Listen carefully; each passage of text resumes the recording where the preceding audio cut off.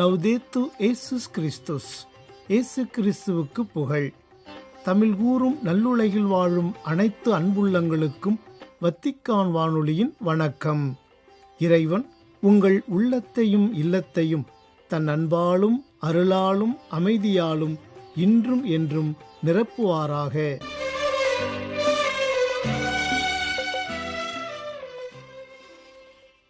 அன்பு நேயர்களே, வத்திக்கான் வானொலி இன்று உங்களுக்கு வழங்கும் நிகழ்ச்சிகள் ஞாயிறு மறைவுரை சிந்தனை மற்றும் செய்திகள்.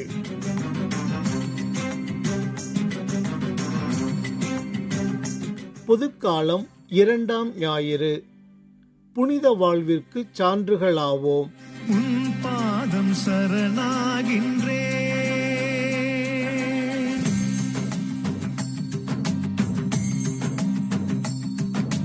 உன் பாதம் சரணாகின்றே, உனில் வாழும் நினைவாகின்றே,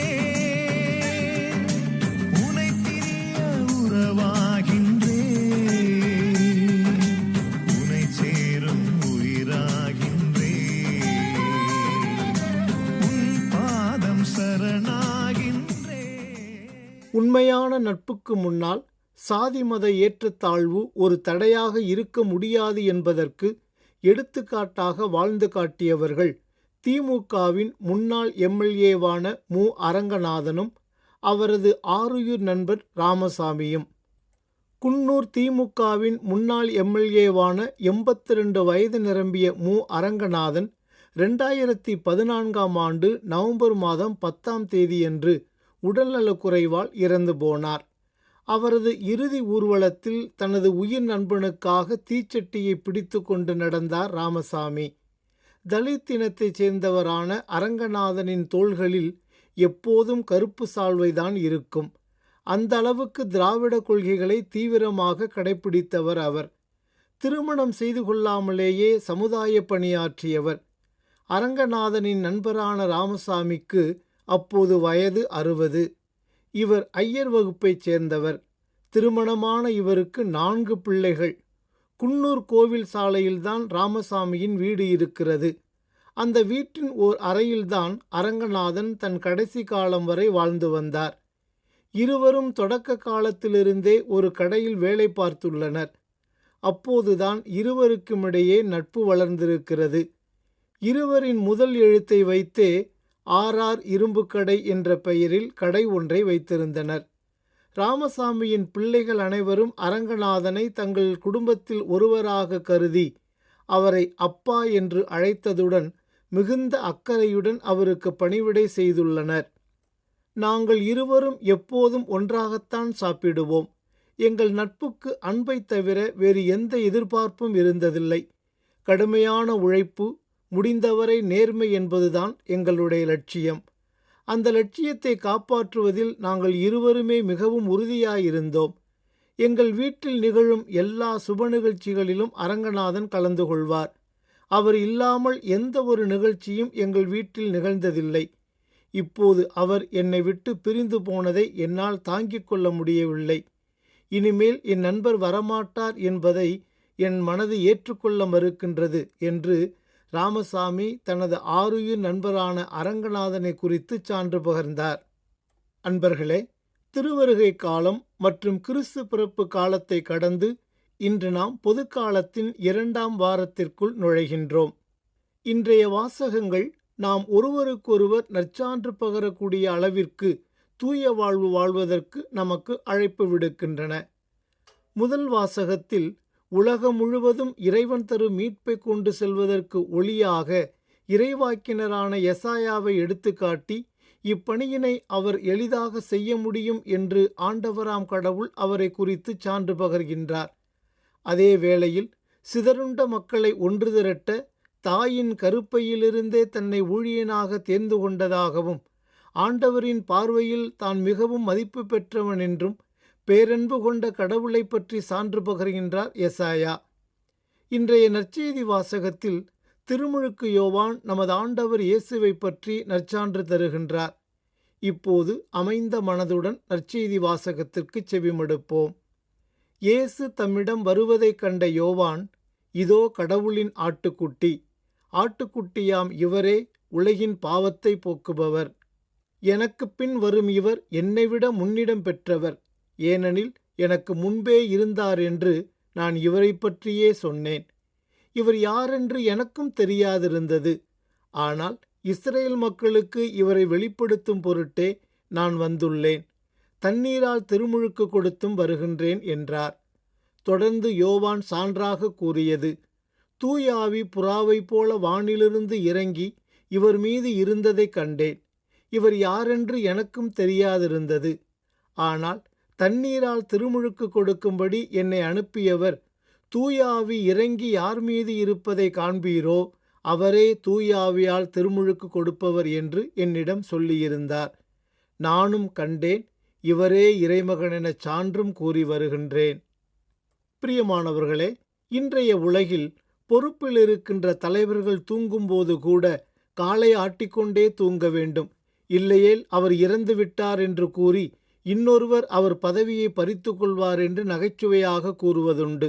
ஆனாலும் பல நேரங்களில் இதுவே உண்மையாகி போகின்றது. காரணம், நாற்காலி என்னும் பதவியை அடைவதற்காக இன்று எல்லாவிதமான அட்டுழிய செயல்களும் அரங்கேற்றப்படுகின்றன.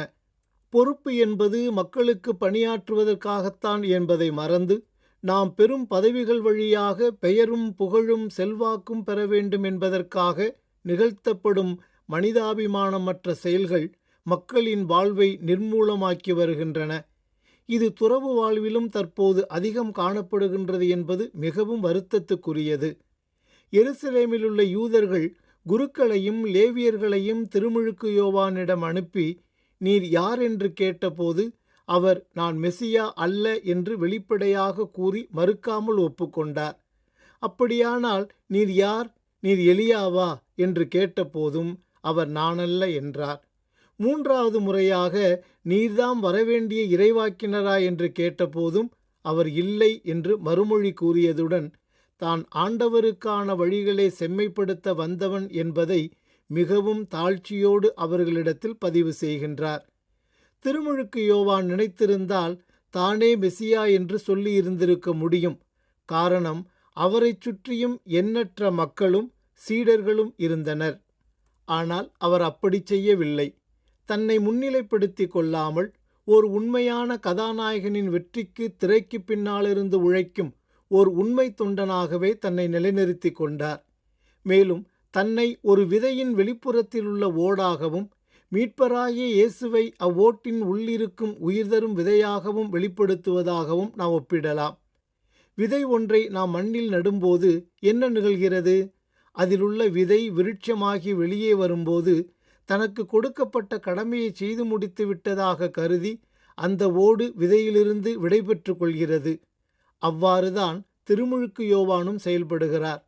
இவரது மனத்தாழ்மையின் காரணமாகவே திருமுழுக்கு யோவான் இறைவாக்கினரை விட மேலானவர் என்றும், மனிதராய் பிறந்தவர்களுள் திருமுழுக்கு யோவானை விட பெரியவர் எவரும் தோன்றியதில்லை என்றும் கூறி பெருமிதம் கொள்கின்றார் இயேசு. உண்மையான அன்பிற்கும் நட்பிற்கும் சான்று பகரும் விதமாக பழைய ஏற்பாட்டில் அருமையான நிகழ்வொன்று வருகிறது. அதுதான் தாவீதுக்கும் யோனத்தானுக்கும் இடையே நிகழும் புனிதமான நட்பு. கோலியாத்தை கொன்றொழித்த தாவீதின் மீது மன்னர் சவுல் தொடக்கத்தில் அளவில்லா அன்பும் மதிப்பும் கொள்கின்றார். இதை கண்ட சவுலின் மகனான யோனத்தான் மிகவும் பூரித்து போய் தாவீதை தனது உயிரென போற்றுகின்றார். அப்பகுதியை இப்போது நம் நினைவுக்கு கொணர்வோம். பின்பு யோனத்தான் தாவீதுடன் உடன்படிக்கை செய்து கொண்டார். ஏனெனில் அவரை தம் உயிரென கருதி அவர் மீது அன்பு கொண்டிருந்தார். யோனத்தான் தான் அணிந்திருந்த மேலங்கியை கழற்றி தாவீதுக்கு கொடுத்தார். அத்துடன் தம் அங்கி, வாள், வில், கச்சை ஆகியவற்றையும் கொடுத்தார். தாவீது சவுல் தம்மை அனுப்பிய இடமெல்லாம் சென்று வெற்றியை கொணர்ந்தார். அதனால் சவுல் அவரை படைத்தலைவராக்கினார். ஆனால் தாவீது கொணர்ந்த எண்ணற்ற வெற்றிகளால் அவர் மீது பொறாமை கொள்ளும் மன்னர் சவுல் அவரை கொன்றுவிட தீர்மானிக்கின்றார். அப்போது தன் தந்தையின் கொடும் செயலை அறிந்த யோனத்தான் அவரிடம் சென்று தாவீதை குறித்து நற்சான்று பகர்கின்றார். இப்போது அப்பகுதியை வாசிப்போம். யோனத்தான் தாவீதை பற்றி தம் தந்தை சவுலிடம் நல்லவிதமாக பேசி, அரசர் தம் அடியான் தாவீதின் பொருட்டு பாவம் செய்ய வேண்டாம், ஏனெனில் அவன் உமக்கு தீங்கு ஏதும் செய்ததில்லை. மேலும் அவனுடைய செயல்கள் உம் அரசில் மிகவும் பயனுடையவையாயிருந்தன. அவன் தன் உயிரை ஒரு பொருட்டாய் எண்ணாது அப்பெலிஸ்தியனை கொன்றான். ஆதலால் ஆண்டவர் இஸ்ரவேலர் எல்லாருக்கும் பெரும் வெற்றியை அளித்தார். நீர் அதைக் கண்டு மகிழ்ச்சியுற்றீர். அப்படி இருக்க எக்காரணமுமில்லாமல் தாவீதை கொல்வதன் மூலம் குற்றமற்ற இரத்தத்திற்கு எதிராக நீ ஏன் பாவம் செய்ய வேண்டும்? அன்பர்களே, யோனத்தான் தன் மீது கொண்டிருந்த புனிதமான நட்பின் காரணமாகவே சவுலும் யோனத்தானும் போரில் கொல்லப்பட்ட போது தாவீது மிகவும் துயருற்று அழுது புலம்பி நோன்பிருக்கின்றார். யோனத்தான் நினைத்திருந்தால் தன் தந்தை சவுலுடன் சேர்ந்து கொண்டு தாவீதை கொன்று சவுலுக்கு பிறகு ஆட்சி அரியணையில் அமர்ந்திருக்கலாம். காரணம், அதற்கான அத்தனை வாய்ப்புகளும் சூழல்களும் அவருக்கு கிடைத்திருந்தன. ஆனால் யோனத்தான் தாவீது மீது கொண்டிருந்த உயிரான அன்பாலும் நட்பாலும் அந்த தீமையான செயலை செய்யாததன் வழியாக இருவருக்கும் இடையே நிலவிய புனிதமான நட்பிற்கு இறுதி வரை சான்று பகர்கின்றார். அவரது மரணத்திற்கு பிறகு அரியணையேறும் தாவீது இஸ்ரேல் மக்களின் இதயமாக மீட்பராக 40 ஆண்டுகளுக்கு மேலாக ஆட்சி செய்கின்றார். யோனத்தானின் இறப்பை தாங்கிக் கொள்ள முடியாத தாவீதைப் போலவே திருமுழுக்கு யோவானின் கொடிய மரணத்தை தாங்கிக் கொள்ள முடியாமல் தவித்தார் நமது ஆண்டவர் இயேசு. திருமுழுக்கு யோவானின் மரணத்திற்கு பிறகு உண்மைக்கு சான்று பகர்ந்த அவரின் பாதையிலே இயேசுவும் தனது இறையாட்சி பணியை தொடங்குகின்றார். எனது கிறிஸ்தவ வாழ்வில் பிறருடன் நான் கொண்டிருக்கும் அன்பும் நட்பும் எப்படி இருக்கின்றது? உள்ளொன்று வைத்து புறமொன்று பேசும் போலியான உறவை கொண்டிருக்கின்றேனா? அல்லது தாவீதுக்கும் யோனத்தானுக்கும் மற்றும் திருமுழுக்கு யோவானுக்கும் இயேசுவுக்கும் இடையே நிலவிய அந்த புனிதமான நட்பை கொண்டிருக்கின்றேனா என்பதை ஆன்ம ஆய்வு செய்வோம். பொதுவாக இருவருக்கிடையே உண்மையான அன்பும் நட்பும் இழையோடும் போது அங்கே பொறாமை, சீற்றம், கட்சி மனப்பான்மை, பதவி வெறி, பணவெறி, ஆதிக்க வெறி, பழிவாங்கும் வெறி ஆகிய தீயவை யாவும் மறைந்து இறையன்பு, பிறரன்பு, எளிமை, மனத்தாழ்மை, விட்டு கொடுத்தல், ஏற்றுக்கொள்ளுதல், சுயநலமின்மை, மனித மாண்பை காத்தல், உயர்ந்த நோக்கிற்காக ஒன்றிணைந்து உழைத்தல் ஆகிய இறையாட்சி விழுமியங்கள் விளைந்து நற்பயன் தரும் என்பதை உணர்வோம். ஆகவே பிறர் மீது எப்போதும் உண்மையான அன்பையும் உயிரான நட்பையும் கொண்டு வாழ்வோம். அதற்கான இறையருளை இந்நாளில் இறைவனிடம் இறைஞ்சி மன்றாடுவோம். கடல் தேடும் நதி நானாக, நிலம் தேடும் மழை நீயாக. கடல் தேடும் நதி நானாக, நிலம் தேடும் மழை நீயாக. உடன் வாழ்வது உன் அன்புதான், உயிர் ஈவதும் உன் பண்புதான். ஏசையா, ஏசையா. கடலினில் நதியும் நிலத்தினில் மழையும் தேடலின் நிறைவினை நானும் கண்டிட உன் பாதம் சரணாகின்றே.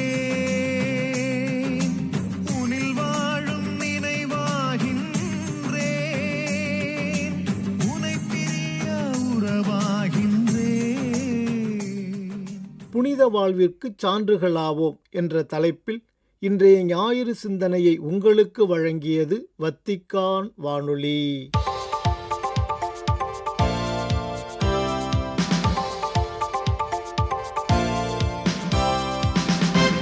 செய்திகள். உண்மையான உறவு ஒன்றிப்பை உருவாக்க கடவுளுக்கும் பெரும்பாலும் புறக்கணிக்கப்படும் மக்களின் குரல்களுக்கும் நாம் முதலில் செவிமடுக்க வேண்டும் என்றும், திருத்தந்தையின் தூதர்கள் உறவு பாலங்களை கட்டி எழுப்புபவர்களாக இருக்க வேண்டுமென்றும் கேட்டுக்கொண்டுள்ளார் திருத்தந்தை 14ஆம் லியோ. ரோமையிலுள்ள பாப்பிரை கல்விக் கழகம் நிறுவப்பட்ட 325வது ஆண்டு நிறைவை முன்னிட்டு ஜனவரி 17 சனிக்கிழமையன்று அதன் குழுமத்திற்கு அனுப்பியுள்ள வாழ்த்துச் செய்தி ஒன்றில் ஆழமான ஆன்மீகம் கொண்ட அருள்பணியாளர்களாக இருங்கள் என்றும் வலியுறுத்தியுள்ளார். திருத்தந்தை 11ஆம் கிளெமெண்ட் அவர்களால் நிறுவப்பட்ட இந்த பாப்பிரை கல்விக் கழகம் திரு அவை மற்றும் தூதரக செயலாண்மை திறத்துடன் இணைந்து வளர்ச்சியடைந்துள்ளது என்றும் குறிப்பிட்டுள்ளார் திருத்தந்தை. முன்னாள் திருத்தந்தை பிரான்சிஸ் அவர்களின் வழிகாட்டுதலின் கீழ் மேற்கொள்ளப்பட்ட சீர்திருத்தங்களை எடுத்துரைத்துள்ள திருத்தந்தை இதில் இந்த கல்விக் கழகத்தின் வெளியுறவு செயலகத்துடன் ஒருங்கிணைப்பு மற்றும் வத்திக்கானின் தூதரக படையுடன் அதன் மேம்பட்ட தொடர்பு ஆகியவை அடங்கும் என்பதையும் சுட்டிக்காட்டியுள்ளார். திருத்தூது அமைப்பு விதி தொகுப்பு, பிரதிகாத்தே எவாஞ்சலியம் எனப்படும் அப்போஸ்தலிக்க ஆவணம் மற்றும் மார்ச் 2025 அலுவல்சார் ஆவணத்தில் திருப்பீடத்தின் தலைமை ஆகியவை மேம்பட்ட கல்வி மற்றும் தூதரக ஆய்வுகளில் இக்கல்விக் கழகத்தின் பங்களிப்பை மேலும் உறுதிப்படுத்தியுள்ளன என்றும் மொழிந்துள்ளார் திருத்தந்தை. இப்பாப்பிரை கல்விக் கழகத்தின் பாடத்திட்டம் சட்டக்கல்வியை ஆன்மீக பயிற்சியுடன் இணைத்து வியூகம் மூலமல்லாமல் பிறரன்பு பணிகள் மூலம் நல்லிணக்க பணிக்கு அருள்பணியாளர்களை தயார்படுத்துவதை நோக்கமாக கொண்டுள்ளது என்றும் எடுத்துக்காட்டியுள்ளார் திருத்தந்தை. மாணவர்கள் தங்கள் ஆன்மீகத்தை ஆழப்படுத்துவதன் வழியாகவும் வலிமைக்காக இறைவேண்டலை நம்புவதன் வழியாகவும் இக்கல்விக் கழகத்தின் பாதுகாவலரான புனித பெரிய அந்தோணியாரை பின்பற்றுமாறு ஊக்குவித்துள்ளார் திருத்தந்தை. போர், வறுமை, இயற்கை சீற்றங்கள் அல்லது பிற இன்னல்களின் காரணமாக பாதுகாப்பான இடத்தை தேடிச் செல்ல வேண்டிய கட்டாயத்திற்குள்ளாகும் உலகெங்கிலும் உள்ள பலரை பற்றி நமது எண்ணங்கள் இயல்பாகவே திரும்புகின்றன என்று கூறினார் திருப்பீடச் செயலர் கர்தினால் பியத்ரோ பரோலின். ஜனவரி 16 வெள்ளியன்று குவைத்தின் அகமதியிலுள்ள அரேபிய அன்னை ஆலயத்தில் நிகழ்ந்த திருப்பலிக்கு தலைமை தாங்கி சிறப்பித்த கர்தினால் பரோலின் அவர்கள் வாழ்வின் சூழ்நிலைகள் எதுவாக இருந்தாலும் குழந்தை இயேசுவை நம் உள்ளத்தின் ஆழத்தில் போற்றி பாதுகாக்கவும் அவர் மீதான நம்பிக்கையில் உறுதியாக இருக்கவும் அருள் நிறைந்த மரியாவை நமக்கு கற்றுக் கொடுக்கிறார் என்றும் கூறினார். சிறப்பாக இந்த ஆலயம் அதிகாரப்பூர்வமாக திருத்தல பேராலயமாக உயர்த்தப்பட்டிருப்பது அம்மாநிலத்தில் உள்ள கத்தோலிக்க சமூகத்தின் ஆழமான விசுவாசத்திற்கு ஒரு சான்றாகும் என்று எடுத்துக்காட்டினார் கர்தினால் பரோலின். இந்த பேராலயம் ஒரு புகலிடமாகவும் அமைதி தரும் இடமாகவும் இருக்கும் என்று கூறிய கர்தினால் பரோலின் அவர்கள் விசுவாசிகள் தங்கள் அன்றாட வாழ்க்கையின் வழியாகவும் மற்றவர்களிடம் காட்டும் அன்பின் வழியாகவும் கிறிஸ்துவின் சாட்சிகளாக வாழ வேண்டும் என்று அவர்களை கேட்டுக்கொண்டார்.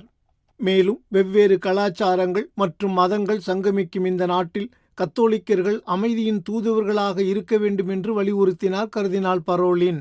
இந்த ஆலயம் திருத்தல பேராலயம் என்ற சிறப்பை பெறும்போது அது அந்த உள்ளூர் தேவாலயத்திற்கும் உலகளாவிய கத்தோலிக்க திரு அவையின் மையமான ரோமைக்கும் குறிப்பாக புனித பேதுருவின் தலைமை பீடத்திற்கும் இடையிலான பிணைப்பை ஆழமாக்குகிறது என்றும் எடுத்து கூறினார் கர்தினால் பரோலின்.